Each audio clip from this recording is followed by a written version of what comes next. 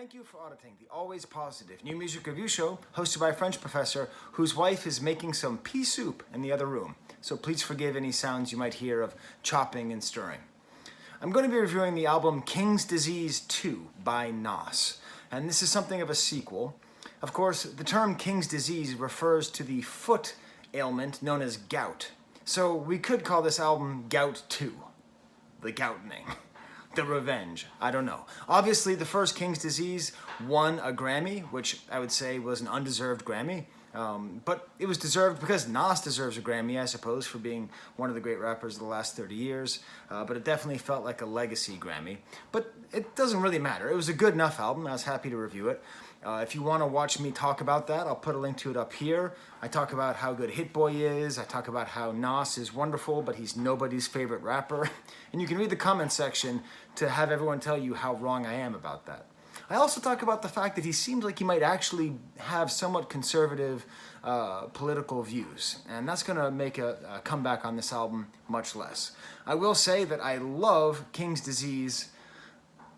I think it's a much better album than King's Disease 1.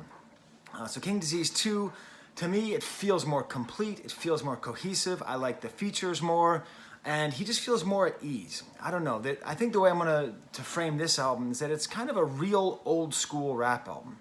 And I don't mean sonically. It doesn't sound back, he's not trying to like play on an 808 and he's not trying to use old style samples.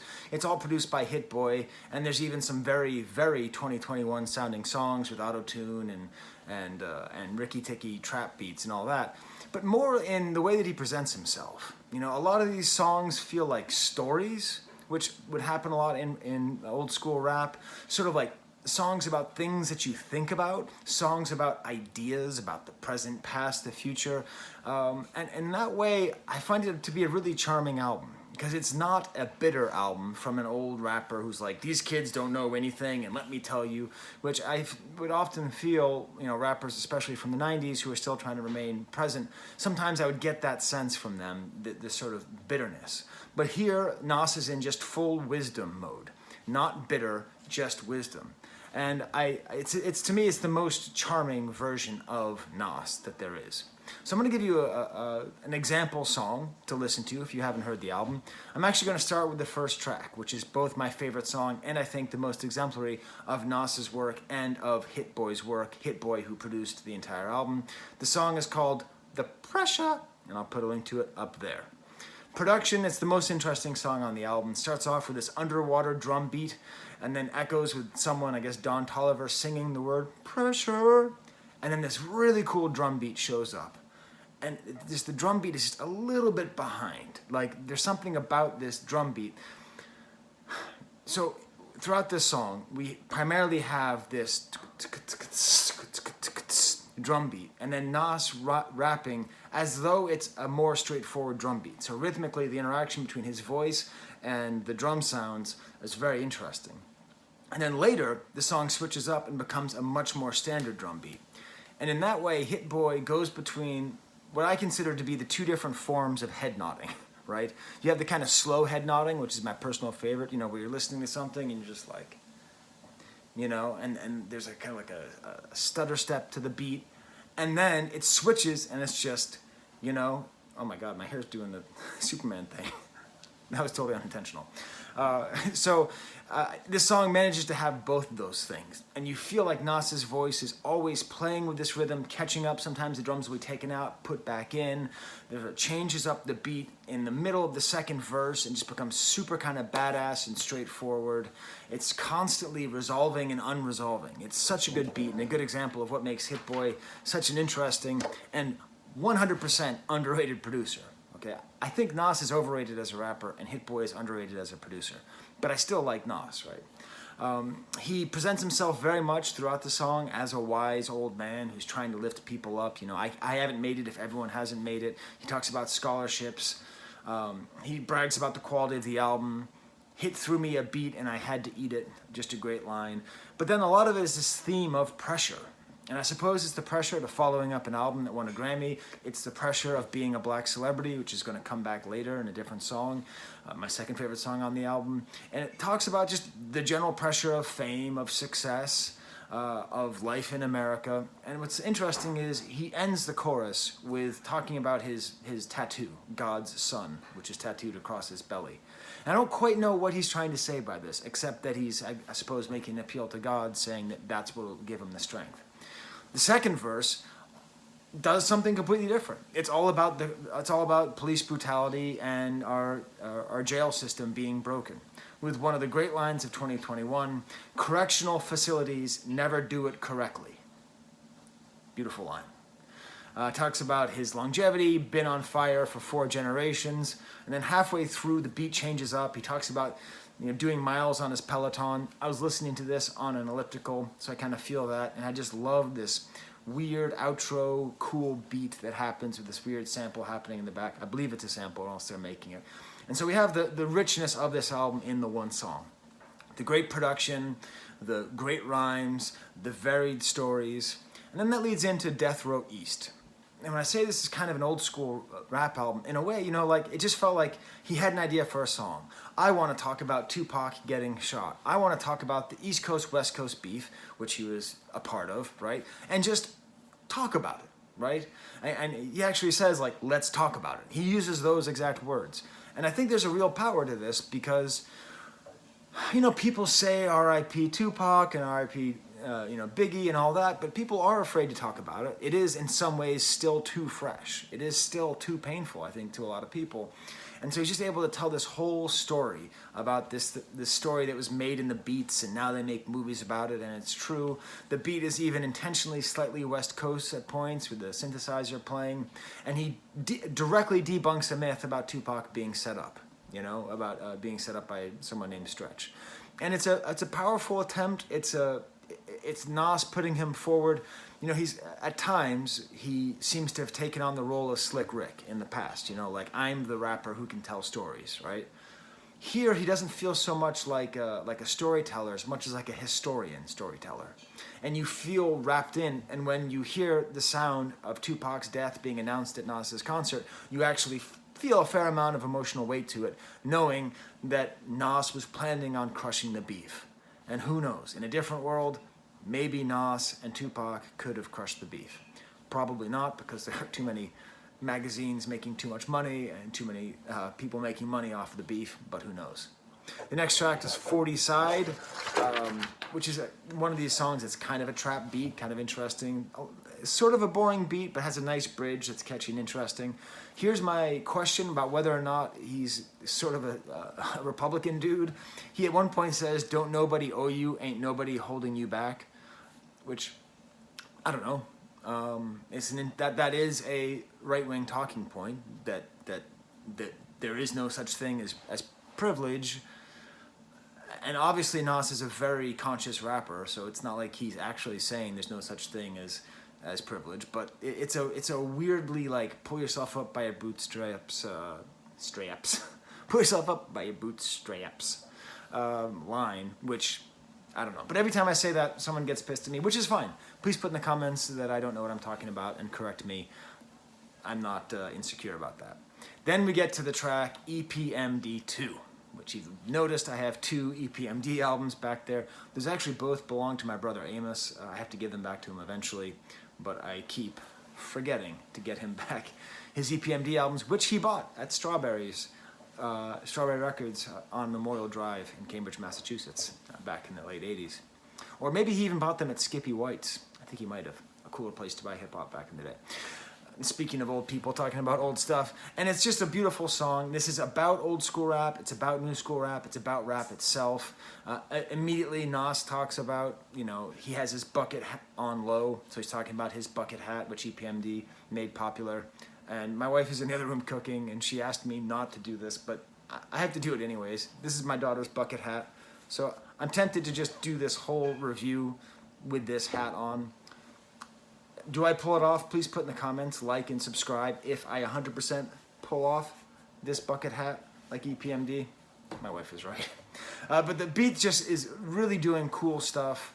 But the main thing that this song does is it has this trading of lines between Eric Sermon, whose solo album, by the way, from the 90s is a very overlooked album, by Parrish of EPMD. And if you don't know EPMD, like they're a little bit forgotten in the old school, like as far as like both of these albums are just 100% good. Just listen to them back to forth. They're amazing artists who rapped and produced their entire albums. You know, I think they're really overlooked as sort of singular talents. But it's beautiful having them trade these lines, and you have this kind of posse feel. And this actually feels like a 90s sort of posse track, you know, where you have people trading off lines back and forth, and just hearing Eric and Parrish trading lines again, mixed in with Nas, for old school hip hop fans like myself, it was amazingly edifying. I could have done a little bit less with EPMD making reference to their old songs. That feels too necromos. That just feels too like looking backwards. I talked about that in my Bismarcky tribute video. That when old school rappers just quote themselves from the past, it prevents their growth in the future. And I'm certain that EPMD have more to say, and that if they were on the scene making music still, they would be like Nas. Like they'd still be making great, relevant music. And then Eminem comes on, and you know what do you do with Eminem? Like I always talk about this. Like I just wish Eminem weren't so good. You know, it's so difficult to talk about how good he is when he's good, right? I mean, I didn't even review his murder music remix thing because that album wasn't that good.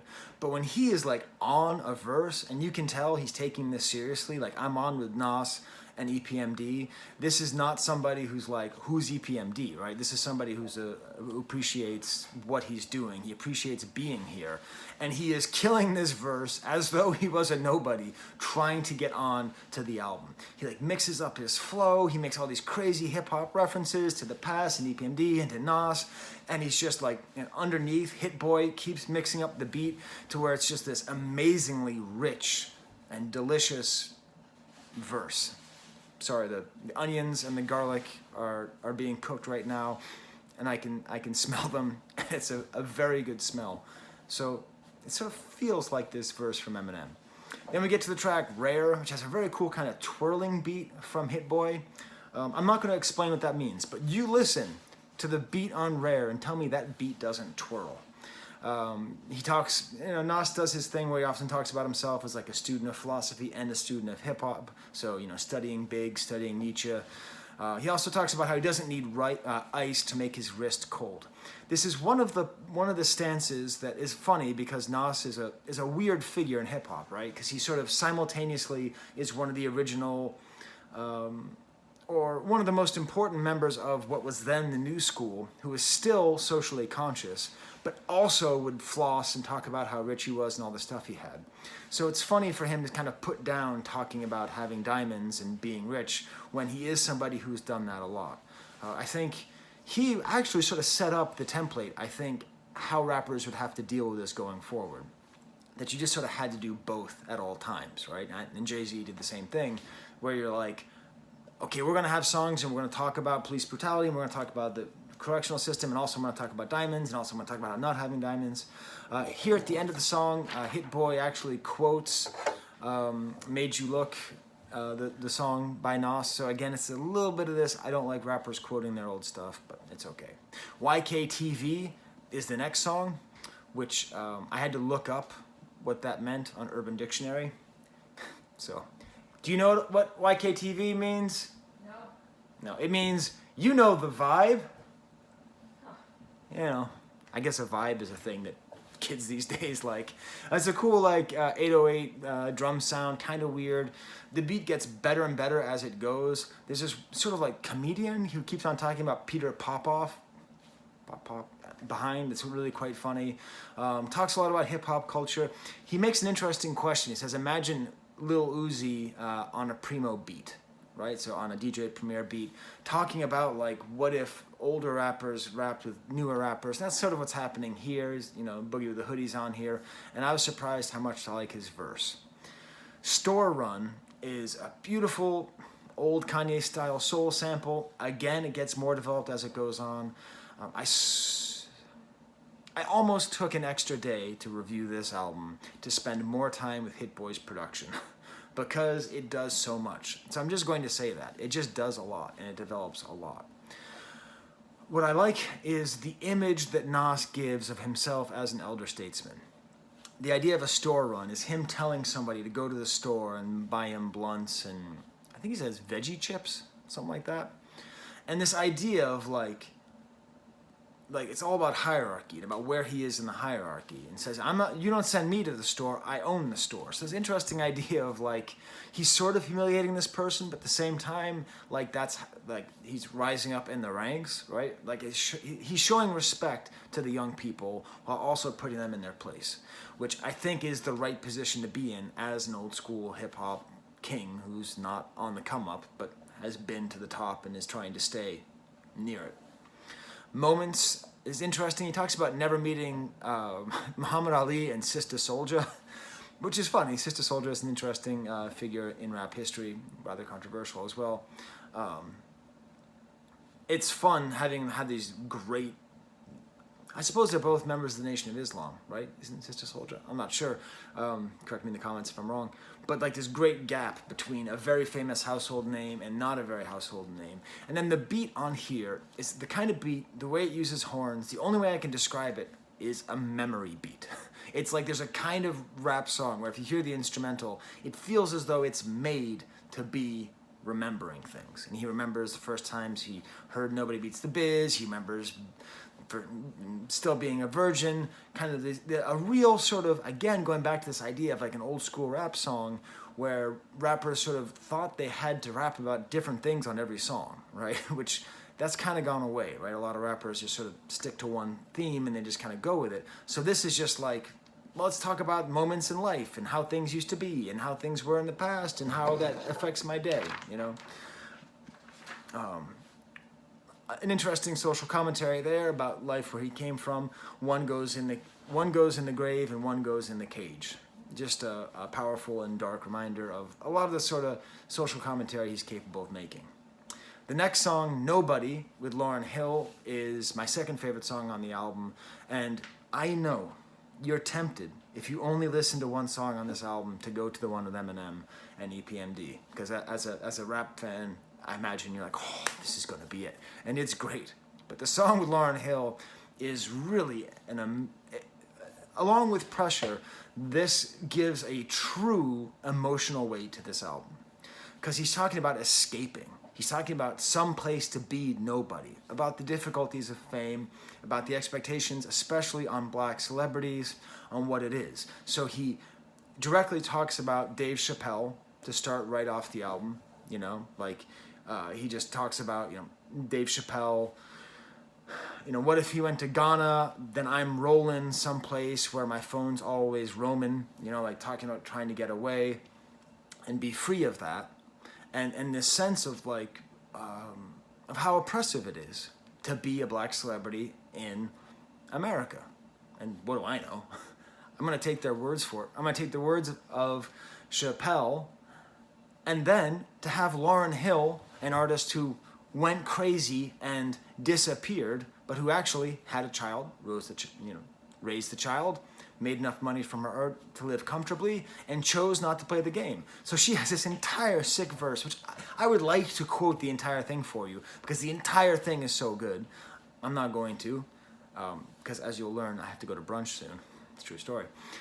But it's just an amazing verse of her explaining herself, basically saying, I don't have to explain myself. Like, I'm not going to be a part of this. I'm not going to turn into a parody. I told you what I was going to do, and I'm doing it. And it's a very meaningful song, like a very, very meaningful song about being a black celebrity in America. And it's easy to overlook and just go, oh, cool, Lauryn Hill's there. But I think it's a very important one. Next song is No Phony Love with Charlie Wilson. You may know Charlie Wilson as the guy who goes, ooh-wee, and he does a little bit of that on here. And again, it's like, let's have a love song on here. And it's a beautiful love song about how beautiful your soul is. And it's about real love. I'm going to give Nas some credit here. A lot of rappers only rap about real love in the negative, saying like, this isn't it, fake, phony, you know, gold digger, this and all that. But actually, this is about real love. And it's a good song. Ooh-wee! And then we get to the song Brunch on Sundays. I really am going to go out to brunch, or we are going to meet our friend Stella for a brunch. And what I like about this song is that it really does imply like a true luxury. You know, like you can rap about diamonds, but if you are at a point in your life where you can go to brunch on Sunday, you are in a good place in life. Life doesn't actually get better than brunch on Sunday. When you go to brunch on Sunday, whether it's after church or after a night of partying and not going to church, or just hanging around with your friends, or being with your wife and meeting a good friend, you know, it's like, it implies like an ease, a quality of food, a quality of life, which goes so far beyond like Dom P champagne and Cartier watches that it really shows that wisdom I'm talking about. Like, what is wealth and what is luxury? What is true luxury? It's brunch on Sundays. Count Me In is the next song. Kind of a filler song. I do like the theme of no two lives are alike.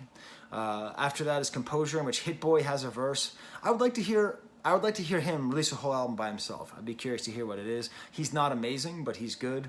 It's mostly about physical ailments like gout and jaundice.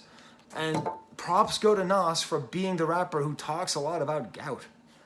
I mean, I can't imagine how many people who, like Nas, who are old enough to get gout, have gotten gout, and then go, thank God someone's rapping about gout. You know, Aesop Rock had that whole song about back pain, and I'm not a super tall guy, but I'm sort of tall, and I have kind of a bad back. And like, when I heard that song, I'm like, finally, somebody's rapping about back pain. And here he is rapping about foot pain. It's good and it's important.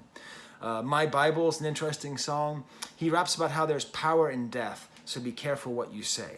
And looking back on this album, it is very much a celebration of life. It is one of the most life-affirming rap albums I've heard, and it's about living a good life, but it's also about rejecting death and rejecting a lot of these negative themes. This really should win. This feels more like a Grammy-winning album, but that's fine. Nas Is Good is the final song. I wonder if the opening line, Escobar season begins, is sort of a reference to Kanye always saying that Yeezy season is coming, and the thought that maybe Kanye was going to be competing with Nas. I would be doing a Kanye video right now if he ever released his album. I don't think so, because obviously they worked together a couple years ago. He again sort of makes a reference to Egypt, which ties into his another criminally underrated album, I Am, which I think even that album is better than Illmatic. I'm sorry, but I think most of Nas's work is better than Illmatic, even though I like Illmatic. Still, a great beat with the soul sample. I just pissed off so many hip-hop heads. The same guys who are sitting there going, respect, he's got two EPMD albums out there. I just said Nas's I Am is better than Illmatic. I'm sorry, I just have my opinions. And then it basically ends with him saying, yo, hit, we did it.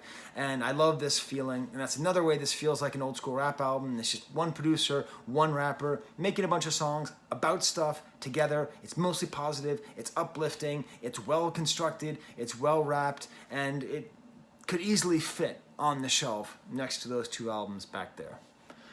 It is my weekend show, which is when I usually show off my Patreons. If you don't know, I have a Patreon, patreon.com/Professor Sky, and I don't keep the money. I just buy music with it. So all the money that you give me, I pay artists to own their music. So I get to keep the music. So it is, I'm not selfless here, but that's the idea there. So if you'd like to join this crew along with Miro Spacevich, who has the highest tier, that'd be awesome. And if not, that's also cool too. All right, well, how's the soup going? Are we late for brunch? No, we're going to be right on time if you're done now. Okay, I'm done now. There's the camera.